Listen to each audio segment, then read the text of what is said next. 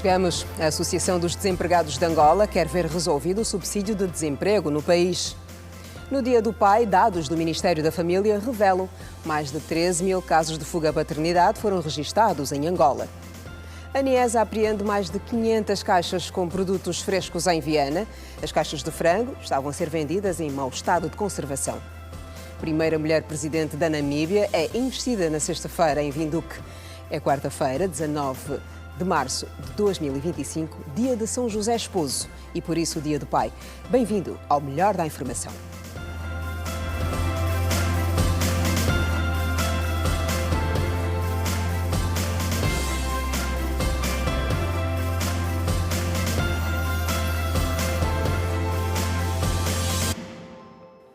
Olá, boa noite. O julgamento do processo 38/2022, em que são arguidos os generais Copelipa e Dino, vai seguir sem interrupções, já que o Tribunal Constitucional pediu um ofício ao Tribunal Supremo para avançar com o julgamento.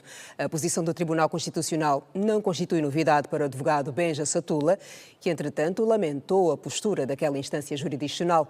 Hoje, a sessão ficou marcada pela apresentação de questões prévias da defesa do arguido Yi Hai-ming, que pediu a absolvição do arguido dos crimes de que está pronunciado. O pedido de recurso ordinário de inconstitucionalidade das empresas Plasmart International Limited e Hatter Haig International Limited, representadas no processo pelo advogado Benja Satula, ainda não mereceu parecer conclusivo do Tribunal Constitucional, que, apesar de não se pronunciar, deu luz verde ao Tribunal Supremo para dar seguimento ao julgamento. Uma postura criticada pela defesa, que admite, no entanto, não estar surpresa. Agora, essa resposta do Tribunal, a mim não surpreende, honestamente não surpreende, e vamos aguardar os próximos passos do processo. Não surpreende porque entendemos que o Tribunal já nos tinha notificado a dizer que, como havia data marcada de julgamento, não ia conhecer. E isto está no despacho do Tribunal, e isso que vem agora é na sequência. Por isso é que não fico surpreso. E enquanto defesa, nós respeitamos as decisões dos órgãos, sem prejuízo de podermos reagir diante destas decisões. Todavia, a audiência começou com mais um episódio marcado pela troca de argumentos entre as partes. Diferente das sessões anteriores, nesta quarta-feira, os mandatários Benja Satula e Bangula Kemba tiveram um discurso alinhado com o Ministério Público, ao contrário do advogado Adriano Supuleta, mandatário do arguido chinês Yu Hai-ming.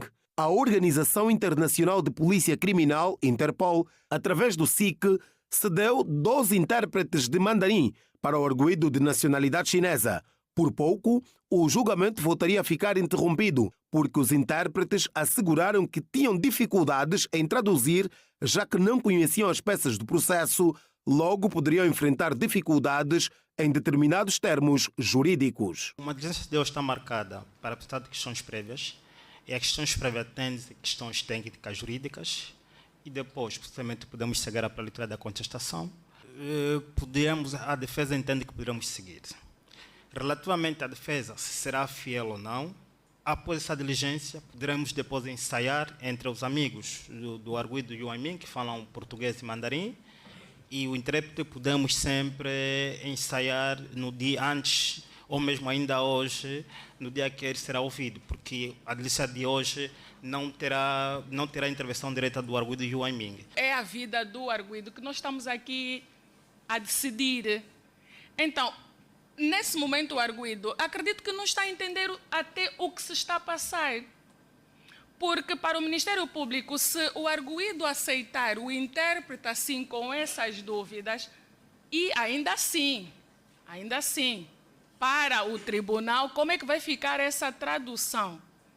Sabendo que já fomos avisados de antemão que o intérprete terá dificuldades, passo o pleonasmo, de interpretar certos termos.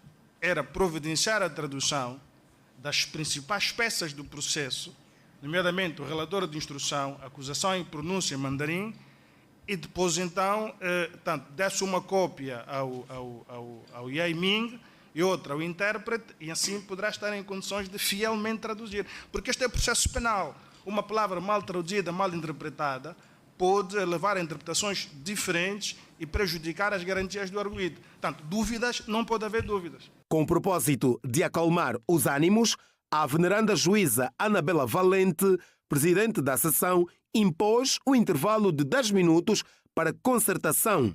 Minutos depois, os representantes do Ministério Público e o corpo de jurado voltou à sala e, quando parecia que, uma vez mais, o julgamento fosse adiado, a juíza surpreendeu todos os presentes com a decisão de dar seguimento ao julgamento. Sendo assim, a defesa do cidadão Yu Haiming apresentou ao tribunal as questões prévias, onde se destaca o pedido de absolvição do arguido dos crimes de que está pronunciado, nomeadamente tráfico de influências, branqueamento de capitais, falsificação de documentos e associação criminosa. No final da audiência, o advogado Benja Satula lembrou que a questão da tradução é fundamental para o julgamento normal do processo, sendo que os outros arguidos têm também o direito de compreender os argumentos do arguido chinês. Não é só Yu Haiming que tem o direito de compreender a linguagem do tribunal. Também os outros arguidos têm o direito de compreender o que Yu Haiming está a dizer. Okay? Então, se as questões técnico-jurídicas se constituírem um empecilho para que a prova seja produzida, claramente que também ficamos prejudicados porque não vamos perceber o que ele está a dizer, os termos em que estará a dizer. Por isso é fundamental que venha um intérprete que domine e que compreenda questões técnico-jurídicas para poder permitir que a produção da prova em relação a ele e a todos seja feita da melhor forma possível. O julgamento deve prosseguir na próxima terça-feira com as respostas pendentes do Tribunal e do Ministério Público relativas às questões prévias apresentadas pelos advogados de defesa dos arguidos. A segurança e paz do continente africano, com particular realce para a situação prevalecente no leste da República Democrática do Congo, estiveram hoje em análise no Palácio da Cidade Alta. O assunto dominou a audiência que o Presidente da República, João Lourenço, concedeu ao Presidente da Comissão da União Africana, Mahmoud Ali Youssouf. Os caminhos para a paz no leste da República Democrática do Congo e o fim das hostilidades entre as Forças Armadas congolesas e o movimento Março 23 M23 ainda constituem preocupação para Angola enquanto país vizinho e parte interessada na resolução do conflito. O tema integra igualmente a agenda de prioridades do novo presidente da Comissão da União Africana, o djiboutiano Mahmoud Ali Youssouf, que foi recebido no Palácio da Cidade Alta pelo Presidente da República, João Lourenço, nesta quarta-feira. Seja para abordar questões que têm a ver com a paz e segurança, mormente as questões que têm a ver com o conflito no leste da RDC, na Somália. Portanto, são questões em que o presidente João Lourenço está bastante engajado e empenhado no sentido de trazer a paz a nível do continente. Há necessidade de se fortalecer as infraestruturas no continente e o desenvolvimento da África foram igualmente temas tratados durante o encontro. Neste sentido, Angola vai ser palco nos próximos tempos de 2 eventos que visam captar fundos para a implementação de iniciativas tendentes ao progresso do continente berço, tal como revelou Mahmoud Ali Youssouf. Que possam levar o continente ao desenvolvimento. Segundo, trata-se, digamos, da Conferência Estados Unidos-África, Conferência de Negócios Estados Unidos-África, que é um fórum onde, portanto, poderão ser discutidas várias questões que têm a ver com a mobilização de investidores africanos e além do continente. Então, são todas essas questões que nós discutimos com Sua Excelência o Presidente da República e a sua equipa, no sentido de que a União Africana possa se envolver nos preparativos desses 2 grandes encontros que poderão ajudar à mobilização de recursos a nível do continente. E a Comissão Africana, a Comissão da União Africana vai desempenhar um papel coordenador para que ambos os eventos possam ter, digamos, sucesso e o êxito desejado. O presidente da Comissão da União Africana enumerou outros temas que irão constituir prioridade durante a sua agenda na organização continental. Infrastructure, how we can develop infrastructure A questão, digamos, do comércio intra-africano, que é uma questão bastante importante. E recentemente houve uma conferência em Addis Abeba, onde nós debatemos este assunto. Eu pessoalmente participei e o que se pretende trabalhar aqui é o desenvolvimento de infraestrutura e tudo que é necessário para que haja o desenvolvimento social a nível do nosso continente. Como nova comissão recentemente eleita, nós estamos prontos para trabalhar em todas essas áreas, fazer face a todos os desafios, até que possamos estar à altura daquilo que se precisa da nossa prestação. Também, nesta quarta-feira, o chefe de Estado angolano abordou com o presidente e proprietário da multinacional brasileira EMS, Carlos Sanchez, a possibilidade do fabrico de medicamentos em Angola. O empresário brasileiro foi recebido no Palácio da Cidade Alta pelo chefe de Estado angolano, João Lourenço.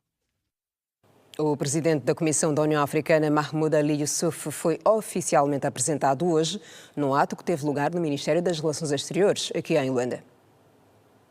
Angola foi o país escolhido por Mahmoud Ali Youssouf, presidente da Comissão da União Africana, para dar início aos trabalhos dentro da organização que promove a integração entre os países do continente. Diante dos diplomatas presentes na cerimónia, Youssouf apresentou as estratégias da Comissão para 2025 e disse ser importante que a União Africana crie recursos financeiros para ser autônoma e para empoderar o continente. Agora, como alguns dizem, será que devemos continuar a ter esperança que o continente africano irá desenvolver-se com a ajuda dos seus parceiros? Eu acho que o estado do espírito que queremos ter no seio desta comissão é, portanto, criar recursos financeiros,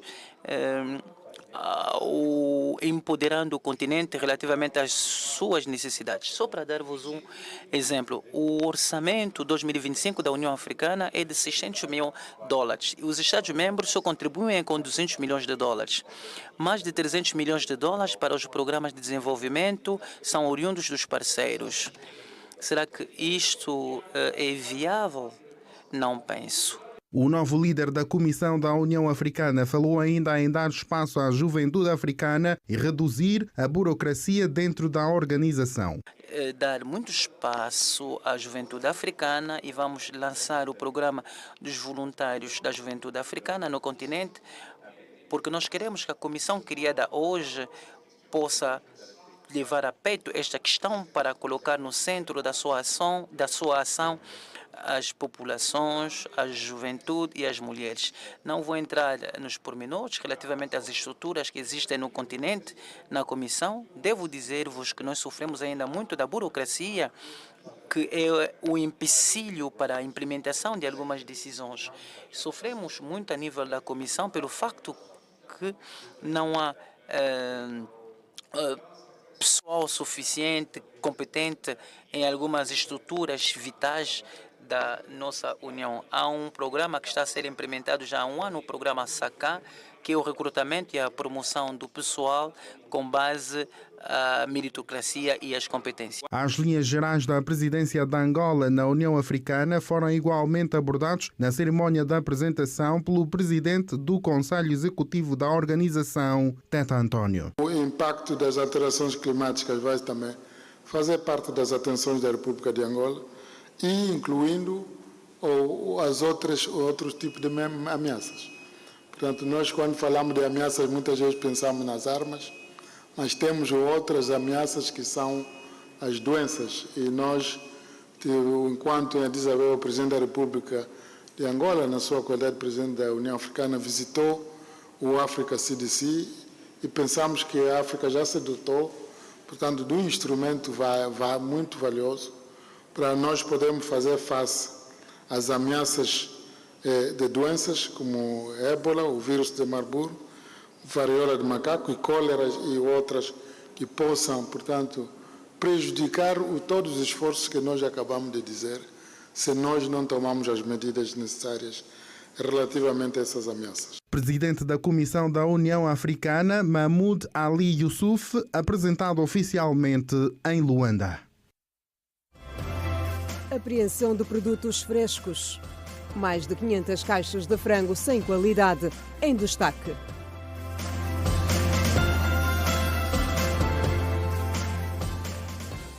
A Autoridade Nacional de Inspeção Económica e Segurança Alimentar, a ANIESA, apreendeu 560 caixas de frango e 15 caixas de coxa de frango por estarem deterioradas. A apreensão aconteceu num estabelecimento comercial em Viana. As atividades comerciais do estabelecimento de produtos frescos foram suspensas. A Rede Girassol apurou que o estabelecimento não recebe mercadorias há 6 meses e que os produtos se estragaram na sequência de uma avaria das câmaras frigoríficas. A mercadoria, segundo sabemos, seria vendida a um preço promocional nos mercados do Zango, Estalagem e Calemba 2. Eu estou a uma distância de mais de 10 metros dos contentores de 40 pés onde estão os produtos estragados. A esta distância é possível sentir o cheiro que vem das câmaras frigoríficas. É nauseabundo, como se de um esgoto se tratasse.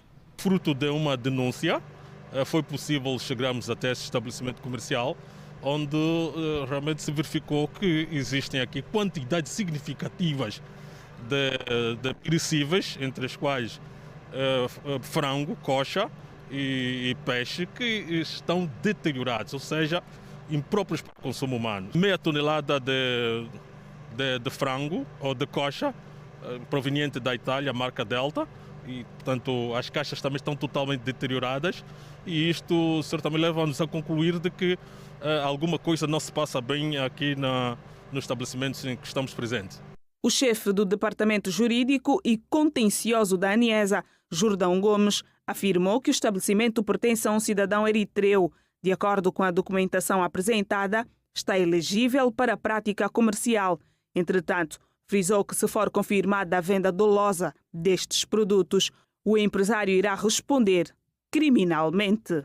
Ela pode certamente desembocar, caso seja devidamente provado, numa pena que vai de 2 a 8 anos de cadeia.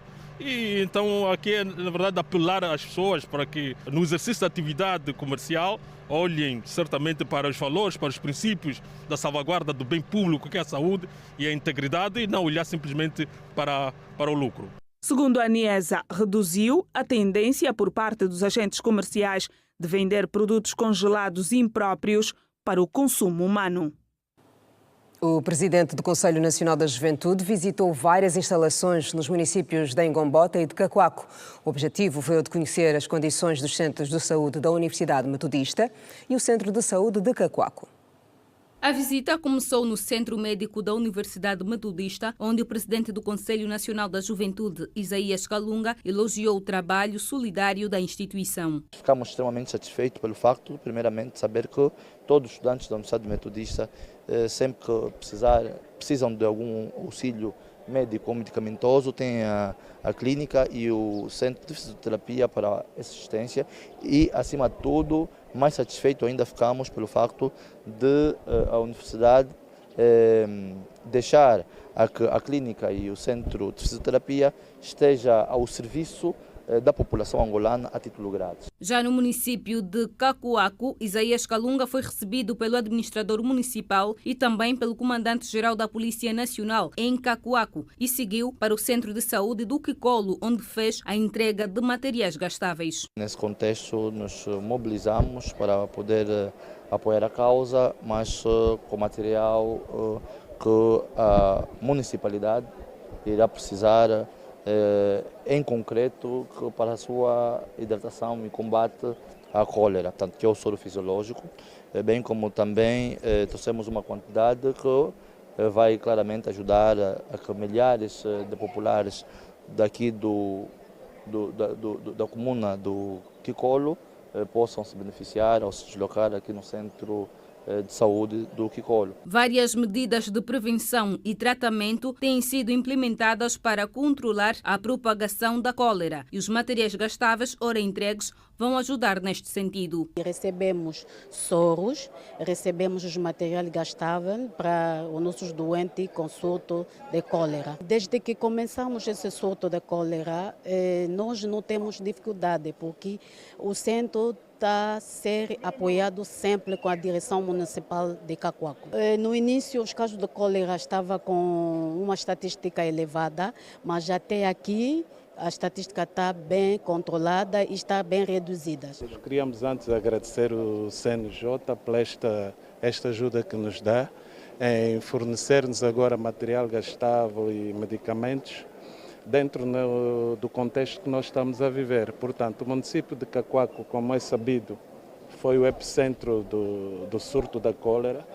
Nós começamos com cerca de 70, 80 casos dia. Nesse preciso momento, na 12ª semana epidemiológica, nos sentimos um pouco confortáveis por aquilo que é a redução do número de casos. Esperamos que nos próximos dias nós conseguimos ter então o surto controlado a nível do município e quem sabe do país. Sobre o nível de criminalidade juvenil, os últimos 7 dias foram calmos, conforme informou o comandante da Polícia Nacional no município de Cacoaco ao presidente do Conselho Nacional da Juventude.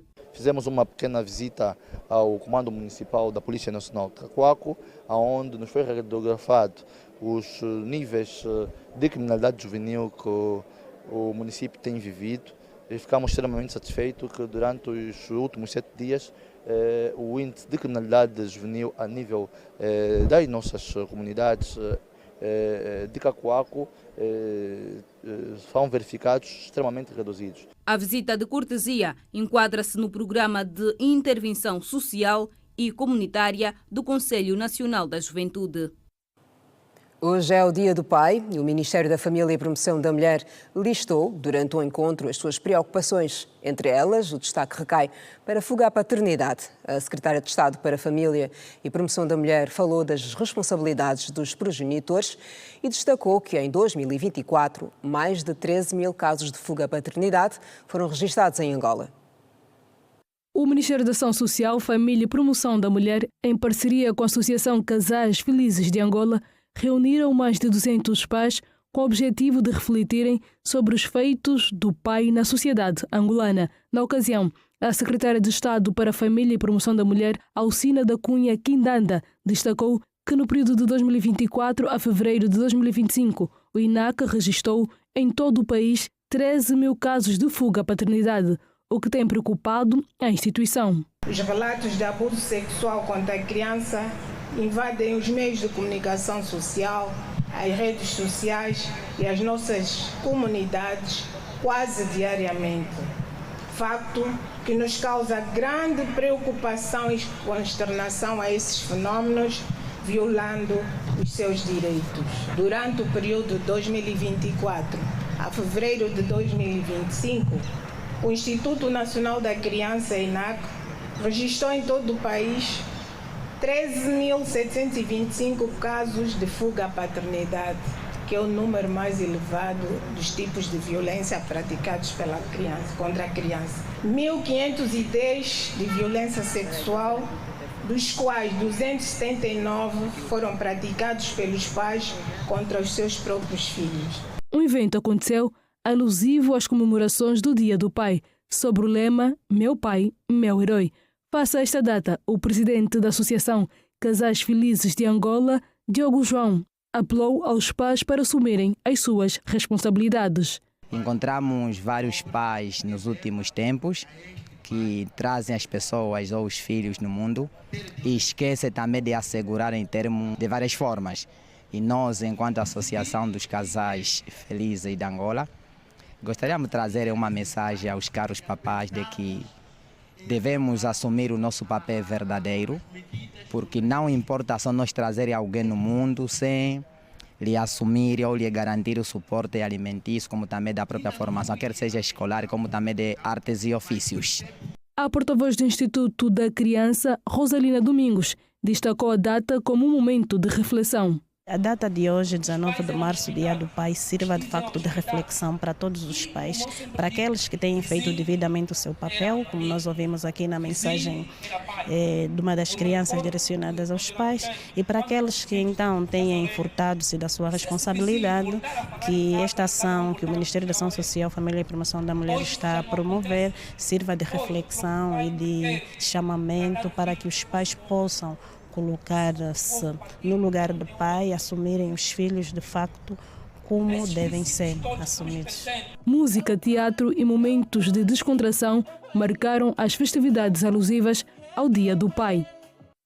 E especialistas ouvidos pela nossa reportagem defendem a importância da figura paterna para o desenvolvimento psicossocial e emocional dos filhos na sociedade e apelam para que os pais não fujam das suas responsabilidades. Os pais têm um papel vital no desenvolvimento psicoemocional dos filhos. A figura paterna é fundamental na formação da identidade e do caráter da criança. Conceição Chimbo disse que o pai trabalha em outra província, mas apesar da distância, o amor pelo seu progenitor permanece, pois, mesmo longe, tem demonstrado carinho. Mesmo longe, ele me apoia. Eu sinto que, mesmo estando longe, ele está comigo, liga, fala conosco. Ele também, ao falar, declara assim muito, diz que nos ama. E isso é que é bom para mim, é o que eu gosto, porque ele é muito bom.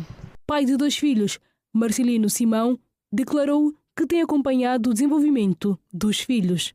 Normalmente, quando saio do lugar de serviço, quando chego a casa, primeiro entro em contato com eles para perceber como é que eles de facto passaram o dia e quais são as dificuldades que eles vivenciaram durante o dia. E eu sou um pai que de facto tenho acompanhado eles e converso concretamente e tentar perceber as suas dificuldades, pô-los assim ao meu princípio. Entretanto, Joaquim Araújo declarou que os pais têm a missão de formar os filhos para a sociedade. Tenho um filho só de 5 anos e é um relacionamento saudável. Sim, nós como os pais temos a missão de formar e educar os nossos filhos para a sociedade. Tem que ter boas virtudes, tem que inclinar a criança para a escola, fazer as tarefas, obedecer e respeitar os mais velhos e a sua mãe e o seu pai. Em Luanda, a fuga à paternidade tem se tornado um fenómeno social, situação que preocupa as autoridades e a sociedade civil. Cláudio o filósofo João Gomes declarou que a ausência do pai tem contribuído para o aumento de comportamentos desviantes por parte da juventude. O pai é o provedor, o pai é aquele protetor e aquele herói. Se o pai não tiver a acompanhar o filho de perto, logo acaba não passando aquele testemunho, acaba não passando aqueles valores éticos e morais que uma sociedade tem que levar. E nesse quesito, se o pai não tiver a controlar o filho, ou se o pai não tiver dentro de casa, que é aquela primeira pessoa que tem que transmitir os valores éticos e morais dentro da casa, então logo a sociedade também cai fora dos ditames normais, do padrão normal de uma sociedade. No entanto, o psicólogo Érico de Oliveira disse que os filhos que crescem com os seus pais são mais confiantes e seguros. Os filhos que crescem com os pais e os pais têm realmente um papel importante, são aqueles pais que procuram ser pais de virtudes comprovadas, ajudam com que o filho tenha mais confiança, sinta-se mais protegido, mais amado e quando tem o pai presente, porque a mãe também transmite esta segurança, mas essas duas figuras presentes ajudam com que o filho saiba que tem os pilares que sustentam a sua vida.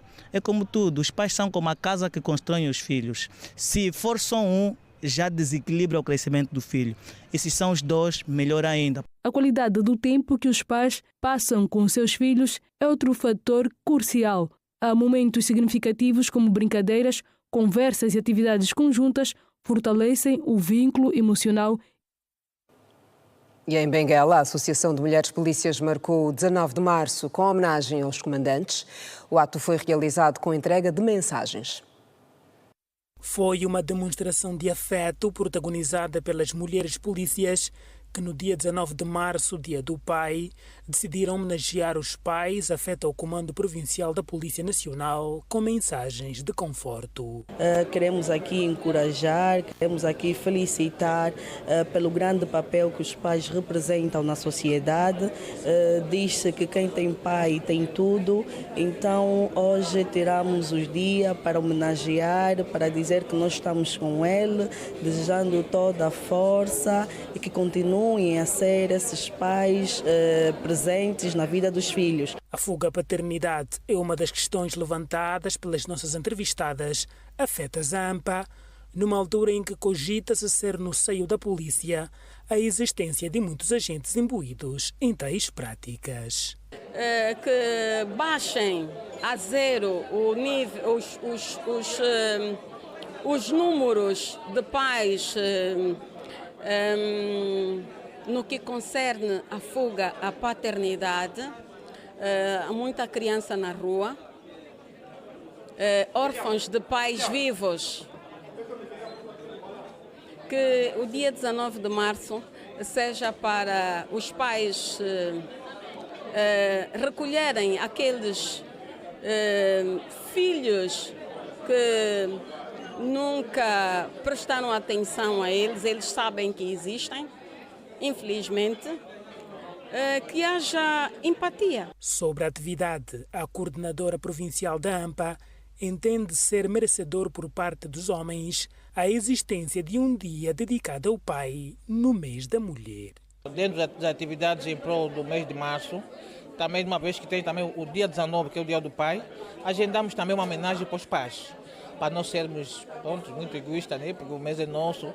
Então, também vamos homenagear os pais também. O que dizer dos pais de hoje? Para encorajamos os pais, né? Para serem aqueles pais, uma vez que eles já são pais responsáveis. Uma mensagem bonita de encorajamento, de felicitação, de carinho, enfim.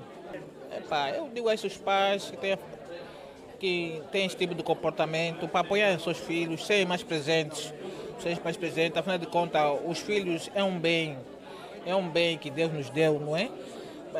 Os filhos são, na gíria, é uma flor, não é? É flor. Então, que cuidem bem dos filhos, que apoiem os seus filhos. Dia do Pai na cidade de Benguela, marcado com uma homenagem aos agentes comandantes de diversos departamentos do MININTE, uma iniciativa da AMPA, Associação de Mulheres Polícias de Angola. E no Mochico, o Gabinete da Ação Social, Família e Igualdade de Género realizou uma cerimónia provincial alusiva ao Dia do Pai, no município do Lucusse. Hoje, 19 de março, celebra-se o Dia Internacional do Pai, uma data dedicada a enaltecer a figura paterna. Na província do Mochico, o Gabinete da Ação Social, Família e Igualdade de Gênero realizou nesta quarta-feira uma cerimônia provincial alusiva à data, realizada no município do Lucusse. Sob o lema Meu Pai, Meu Herói, homenageamos o Dia do Pai, que é a maneira de expressar todos os sentimentos aos pais que são tão importantes na vida dos seus filhos. A interação pai-filho constitui, assim, um fator decisivo para o desenvolvimento cognitivo e social, facilitando a capacidade de aprendizagem e integração dos filhos na sociedade.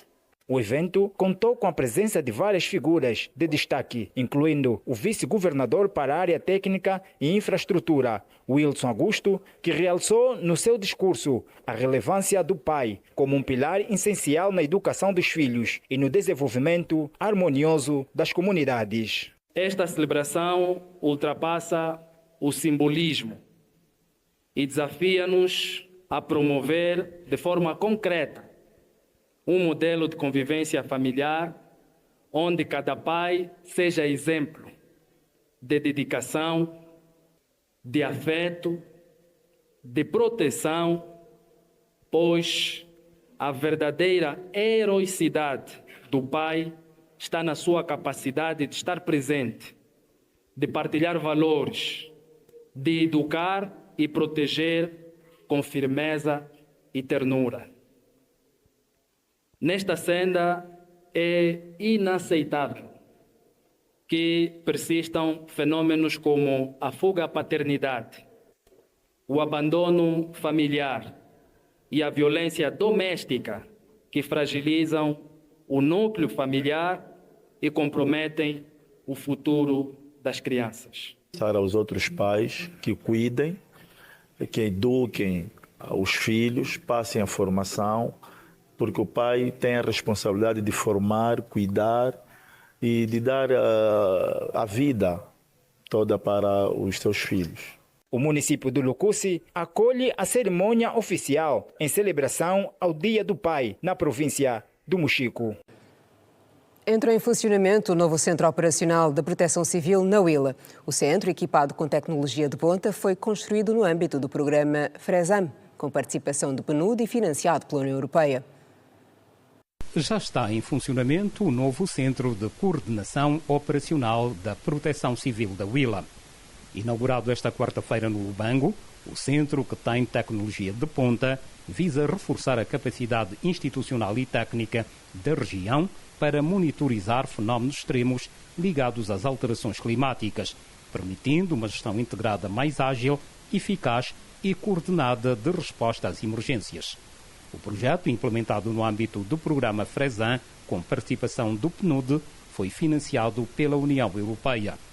Para o Comandante Nacional do Serviço de Proteção Civil e Bombeiros, o empreendimento representa um ganho muito importante na gestão de desastres na região. Para nós, representa o ganho de uma ferramenta muito importante para o sistema de gestão de desastres. Portanto, como é sabido, é um sistema que no nosso país funciona, e à semelhança dos outros, desde o nível mais estratégico até o nível local, onde os agentes de proteção civil poderão trabalhar no fornecimento de dados e sugerir ou propor os níveis de alerta para um determinado fenómeno. A embaixadora da União Europeia em Angola considera o centro um sistema de alerta fundamental para as comunidades em caso de risco para as suas vidas e campos agrícolas. Este Centro de Coordenação Operacional da Proteção Civil representa, na realidade, a possibilidade de fazer prevenção em relação a todos os efeitos adversos das alterações climáticas, ou seja, todos os desastres, mais propriamente dito, que possam existir e, portanto, fazer a prevenção quando há inundações ou seca ou outros fenómenos adversos e, portanto, poder avisar as comunidades, e eles aqui fazem a recolha de dados, têm a possibilidade agora, através de instrumentos, obviamente, de tablets e de material informático, podem recolher os dados e tratá-los e poder alertar as populações em caso de risco, por exemplo, de inundação, que pode ser fatal para as populações e também com riscos graves para a agricultura. O gestor do PNUD, João Neves, valoriza a componente de formação de técnicos do projeto. O mais importante no projeto é o investimento que foi feito em termos de capital humano e de formação do capital humano, não só da proteção civil e dos técnicos da proteção civil, mas também de outras áreas relevantes para este trabalho, como é o INAMET, como é o ambiente, as administrações municipais. E terminou em instantes no Centro de Ciências de Luanda o evento Histórias no Feminino, em celebração ao Mês da Mulher e alinhado ao compromisso da valorização e da participação de meninas e mulheres na ciência. O Ernesto Jaime esteve a acompanhar esta atividade e tem mais detalhes sobre este evento. Ernesto, boa noite.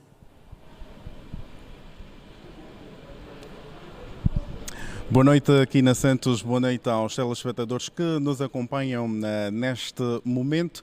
Entre as várias atividades que visam então engrandecer a cultura, bem como outras facetas sociais realizadas pelo Centro de Ciência de Luanda, está o Histórias no Feminino. Um evento que visa olhar para aquilo que as mulheres têm feito dentro da ciência e que também está dentro das celebrações do Dia Internacional da Mulher, numa altura em que hoje celebra-se o Dia do Pai. E vou à conversa com Luísa Barros, que é diretora adjunta do Centro de Ciência de Luanda, para percebermos um pouquinho mais sobre este evento. Boa noite, o evento terminou em instantes. Na realidade, qual que é o real conceito de Histórias no Feminino? Muito boa noite. Histórias do Feminino é uma iniciativa do Centro de Ciência de Luanda para celebrar a mulher na ciência. Sabemos que estamos no mês de Março Mulher, então este evento foi um incentivo a todas as mulheres que pensam em seguir as carreiras STEM, Ciência, Tecnologia, Engenharia e Matemática.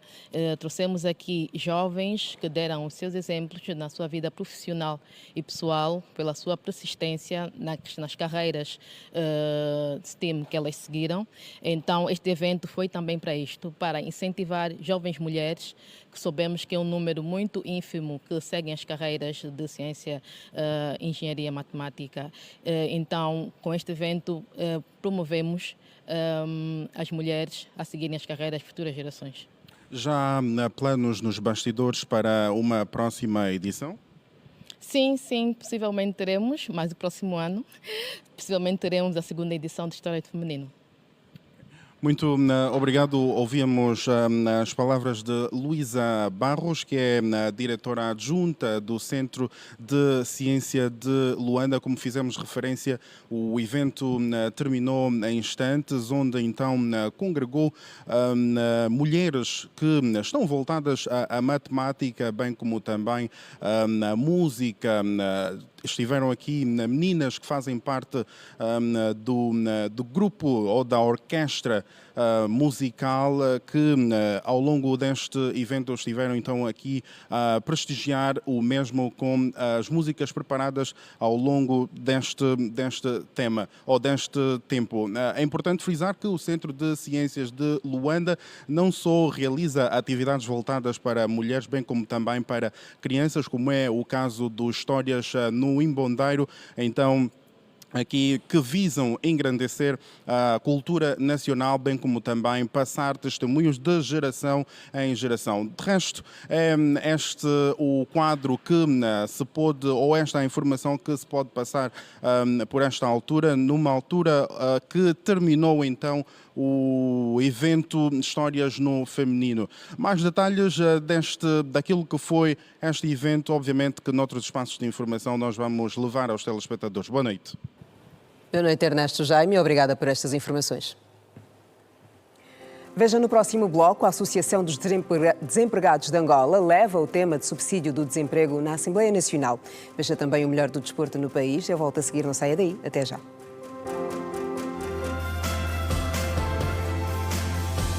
Quarta-feira, a Associação dos Desempregados de Angola, com quem abordou os desafios e propostas para melhorar as condições dos desempregados no país. O subsídio do desemprego é uma das propostas que esteve sobre a mesa.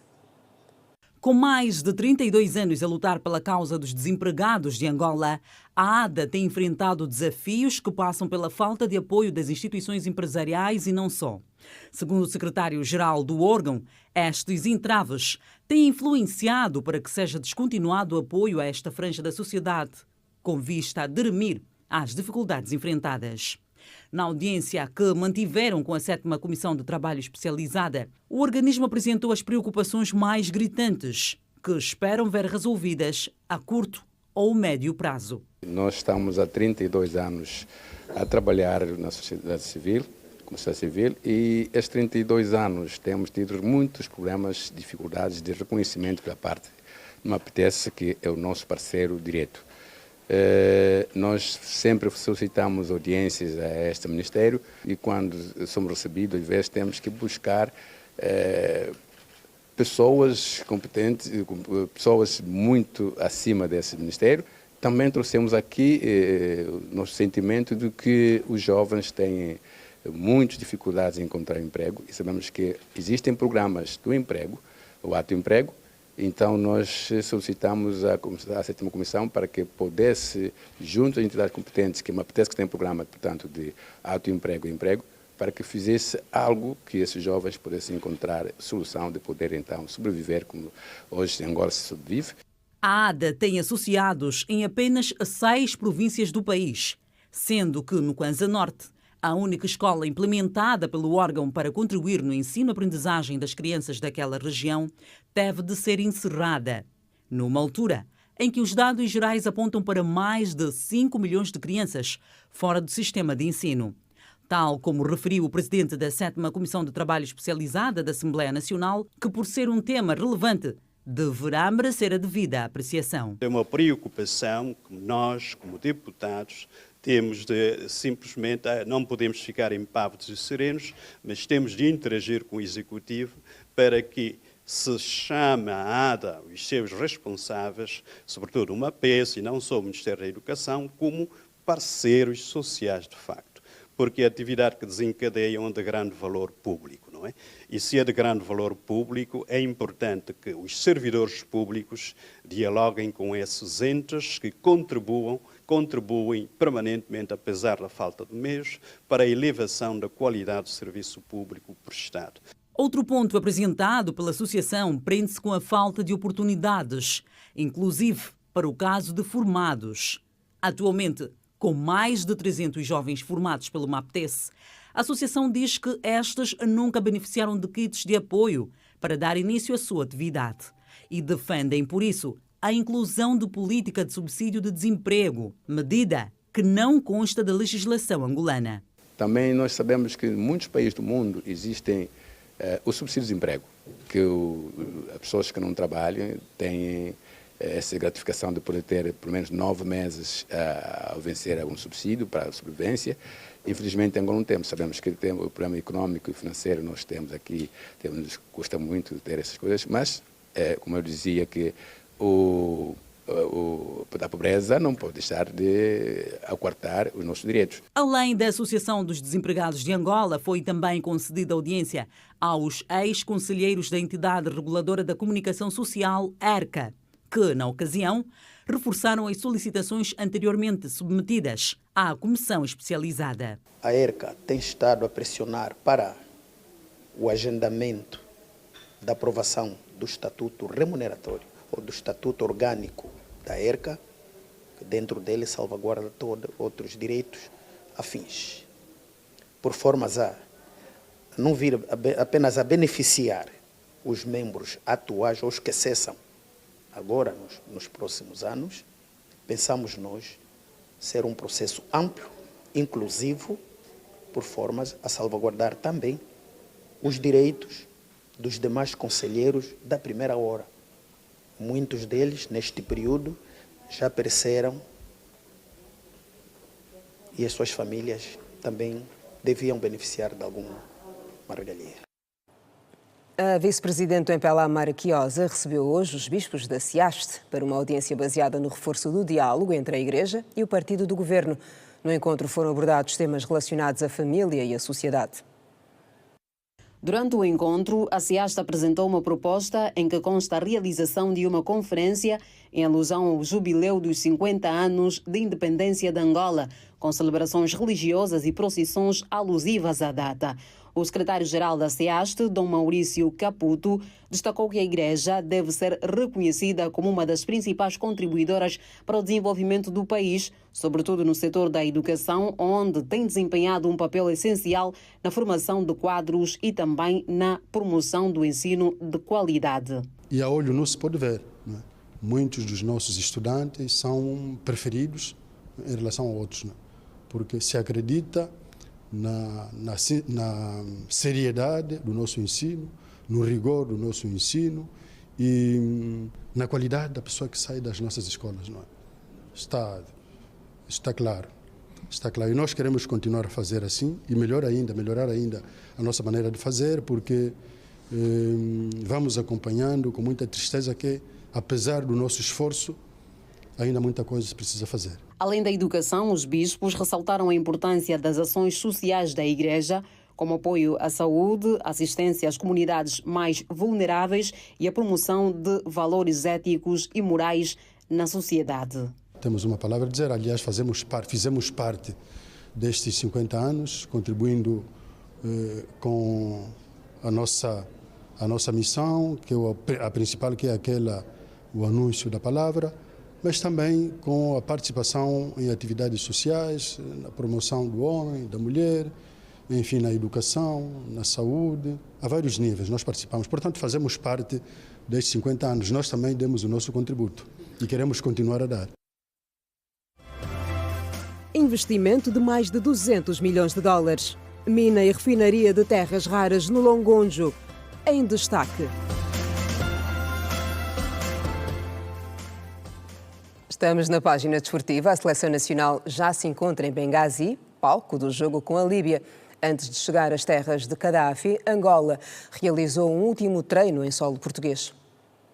A Seleção Nacional está a caminho de Benghazi, Líbia, onde vai jogar contra a seleção daquele país, antes mesmo de rumar para a Líbia. Pedro Gonçalves realizou nesta terça-feira o último treino em solo português. O treinador dos Palancas Negras garantiu que o trabalho serviu também para olhar os aspectos táticos e técnicos de forma a contrariar as manobras ofensivas dos donos da casa. Esta foi uma ação que visou, do ponto de vista estratégico, para jogo.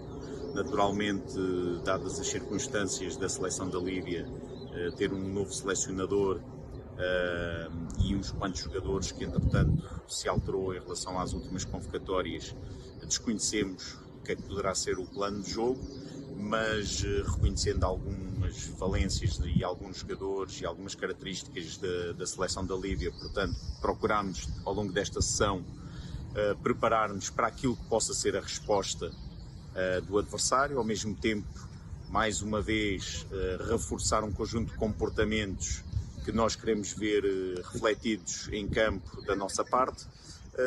Foi, como disse, atrás uma sessão bastante profícua, bom ambiente.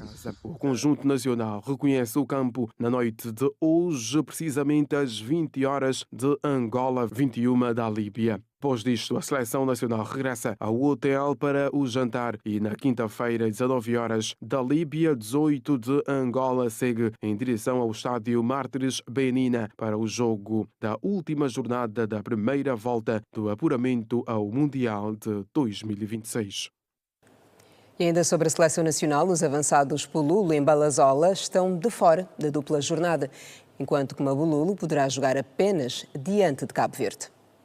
Há um dia do arranque da partida entre Líbia e Angola, eis que o conjunto nacional registrou uma baixa considerável no setor mais avançado dos Palancas Negras. Pululo e Mbalanzola são cartas fora do baralho de Pedro Gonçalves para a dupla jornada de acesso ao Mundial de 2026. A informação foi avançada pelo médico da Seleção Nacional, Albano Eugênio. No final do jogo teve um traumatismo no gastrocnêmico direito, em que ontem, ao realizarmos a ressonância magnética, acabamos confirmando a lesão traumática.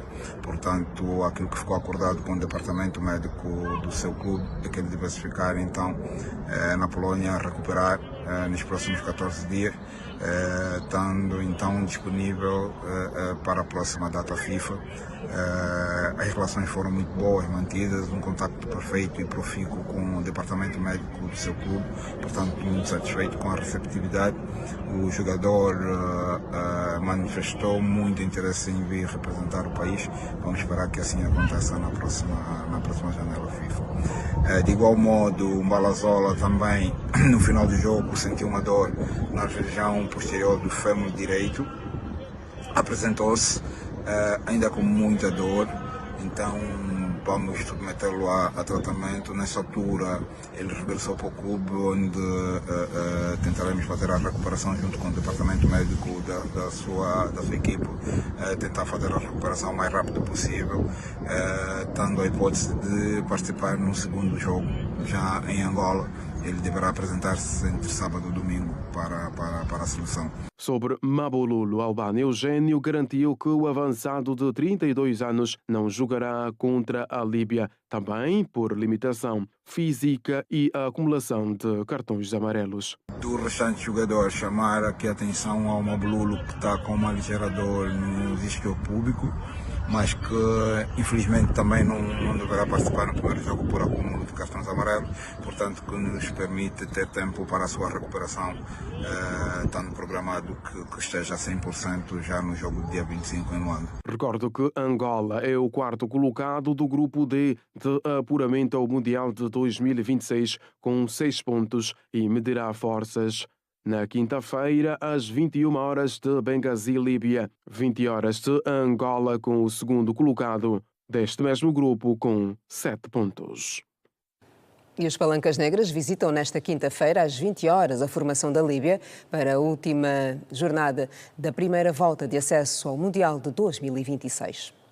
Líbia recebe Angola na quinta-feira no estádio Mártires de Benina, em Benghazi, para uma partida do Grupo D de apuramento ao Mundial de 2026. Um jogo que terá transmissão em direto da TV, 4 jogos sem perder.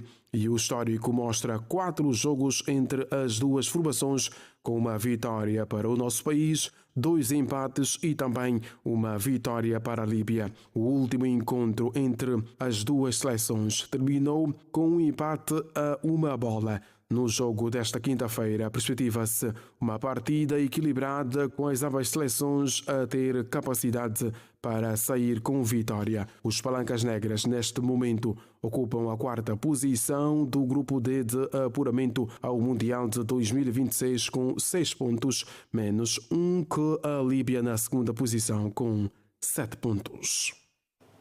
As terras raras de Longonjo continuam a atrair investimentos estrangeiros para a província do Ambo. Mais de 200 milhões de dólares foram investidos para a mina e refinaria, cujas obras arrancam no próximo mês. São, no total, 31 quilómetros quadrados de prospecção de recursos minerais, com a previsão de exploração para produção em 2027. O projeto tem o financiamento comprovado de 268 milhões de dólares para a implementação total do projeto.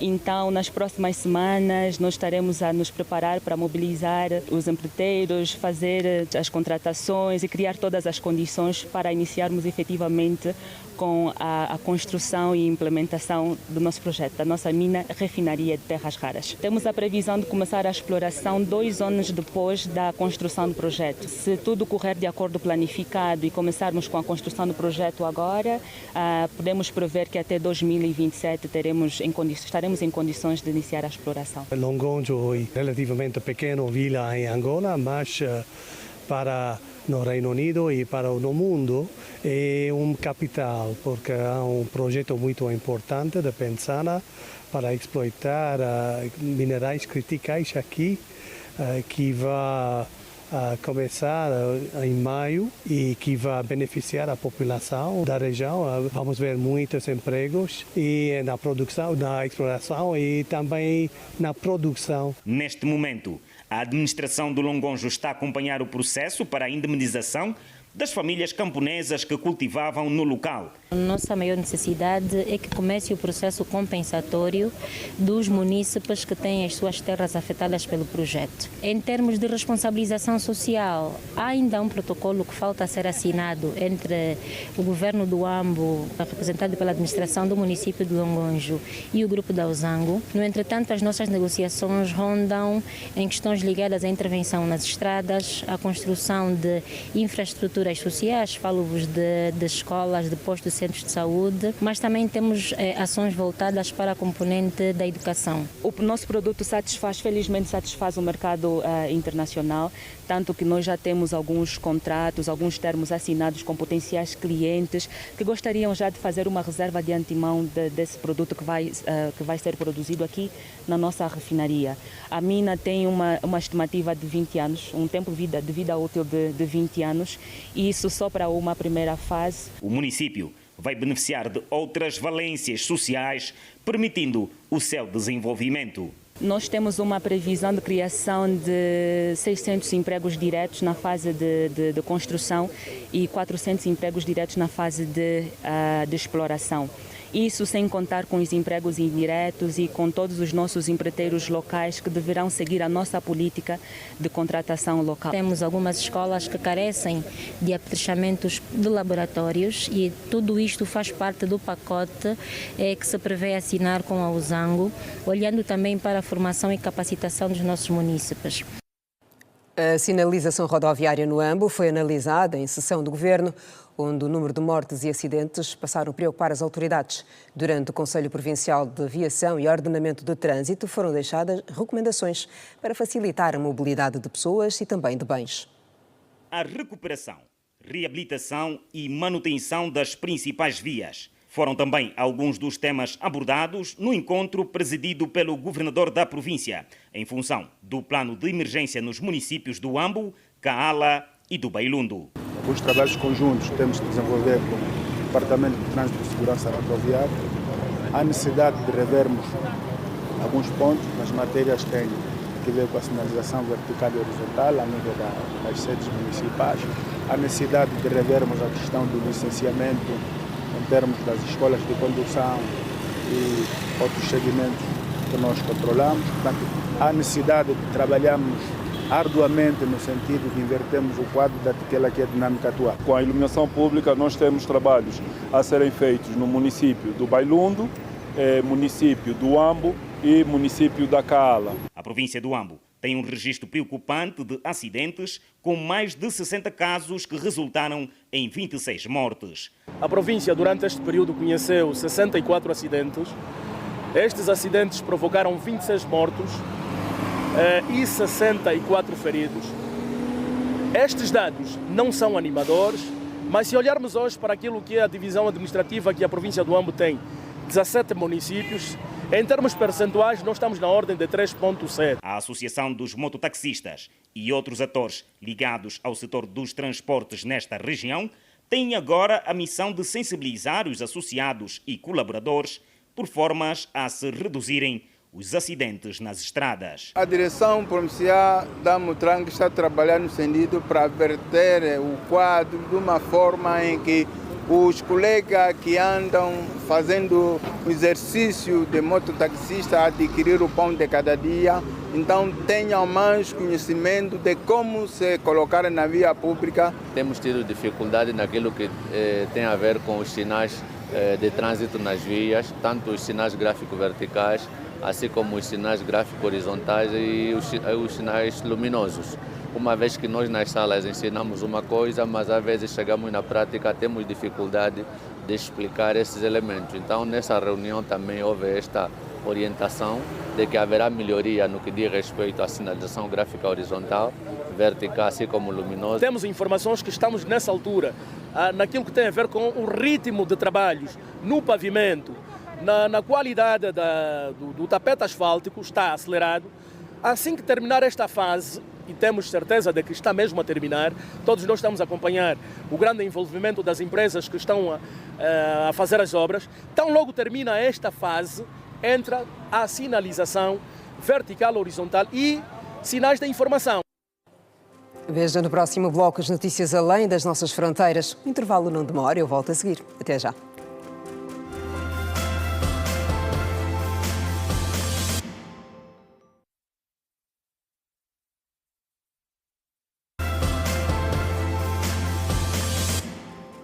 Bem-vindos à última parte e voltamos com o internacional. Organizações não governamentais na Nigéria tornaram-se alvo de investigações no país. Mais de uma dúzia de instituições sem fins lucrativos são abrangidas pelas investigações. As autoridades exigem que as visadas, que incluem algumas instituições financiadas pela Agência dos Estados Unidos para o Desenvolvimento Internacional, USAID, apresentem, dentro de uma semana, demonstrações fiscais e financeiras que datem de pelo menos a uma década. O objetivo da investigação, segundo o Comitê da Câmara dos Representantes da Nigéria, é desvendar as identidades reais das instituições, fontes de financiamento e em que gastam seu dinheiro. O comitê falou sobre o objetivo da investigação através de uma carta que, segundo a agência Reuters, foi uma resposta aos comentários feitos no mês passado por um político norte-americano que, sem apresentar provas, disse que a USAID canalizou dinheiro para vários grupos islâmicos em todo o mundo, incluindo Boko Haram na Nigéria. Uma declaração rejeitada pelo representante da diplomacia nigeriana nos Estados Unidos. O representante da Câmara dos Deputados da Nigéria disse ainda que as alegações feitas pelo congressista dos Estados Unidos eram muito pesadas para serem descartadas. As organizações, entretanto, afirmam que esta medida visa apenas minar os seus trabalhos e que é equivalente a uma repressão à liberdade de expressão, depois de ter retomado os ataques a Gaza, que causaram 436 mortos. Segundo as autoridades do enclave palestiniano, Israel ameaçou hoje causar destruição total em Gaza se os reféns, um total de 59, não forem libertados. Israel disse ainda que vai pedir aos palestinianos que se retirem das zonas de combate na faixa de Gaza. O ministro da Defesa israelita disse que o seu país agirá com uma intensidade nunca antes vista caso os reféns continuem em Gaza, sob cativeiro do Hamas. Israel Katz avisou que o ataque aéreo realizado na terça-feira contra o Hamas foi apenas o primeiro passo e que o resto será muito mais difícil e que eles pagarão o preço. O governante sublinhou que se todos os reféns israelitas não forem libertados e o Hamas não for retirado de Gaza, Israel atacará com uma força invisível. A Rússia e a Ucrânia entregaram-se 372 soldados numa troca de prisioneiros, segundo as autoridades dos dois países. A ação, mediada pelos Emirados Árabes Unidos, permitiu a entrega da parte russa de 175 prisioneiros de guerra ucranianos e outros 22 gravemente feridos, segundo o Kremlin. Em troca, a Ucrânia entregou 175 prisioneiros russos. O presidente ucraniano Volodymyr Zelensky, que saudou a troca, disse que alguns ucranianos libertados foram perseguidos pela Rússia por crimes fictícios. E toma posse nesta sexta-feira em Windhoek a presidente eleita da Namíbia, Netumbo Nandi-Ndaitwah, dando início ao primeiro mandato de uma mulher no cargo na história do país. Netumbo Nandi-Ndaitwah será, a partir desta sexta-feira, a líder da SWAPO e a quinta figura a conduzir os destinos do país. A investidura terá lugar no Independence Stadium, na data em que o país assinala o 35º aniversário da independência nacional. Vários chefes de Estado e de Governo foram convidados para a cerimónia de investidura, com destaque para o Presidente da República e da União Africana, João Lourenço. Netumbo Nandi-Ndaitwah venceu as últimas eleições gerais em novembro último, com 57% do total dos votos de 2 milhões de eleitores. Vai suceder o presidente interino Nangola Mbumba no poder após a morte do chefe de Estado, Hage Geingob, em fevereiro de 2024.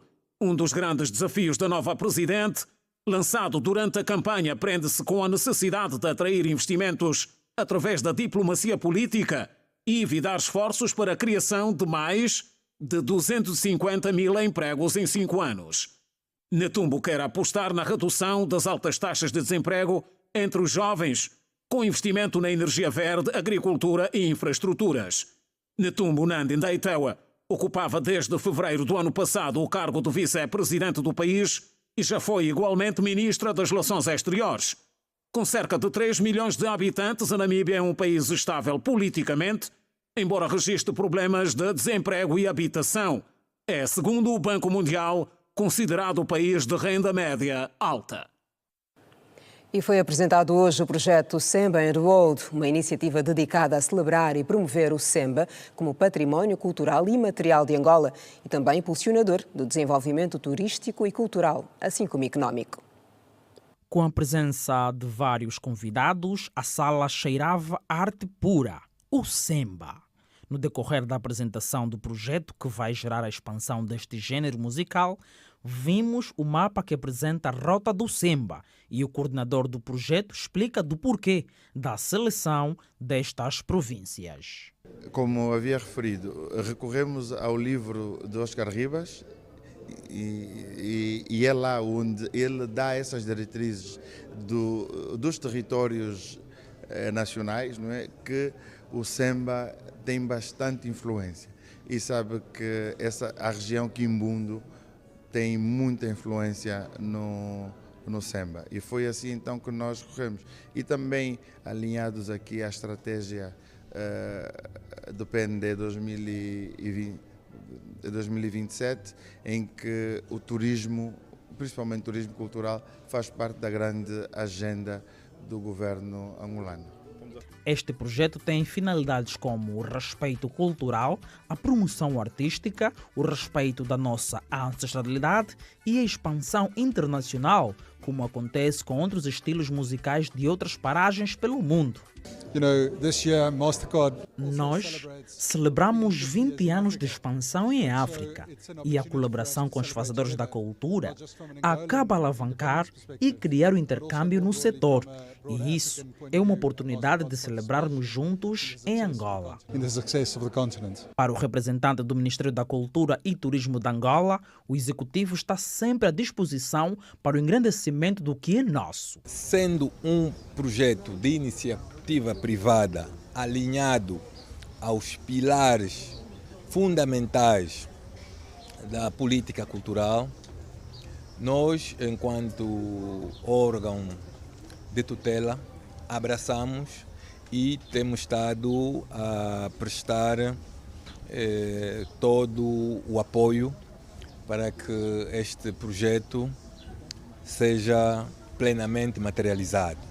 Dentro dos objetivos deste projeto, será lançado um documentário em volta do Semba e a sua divulgação além fronteiras e também a construção de monumentos nas cidades anfitriãs do festival e nos países onde haverá festas deste estilo que é oriundo do nosso país.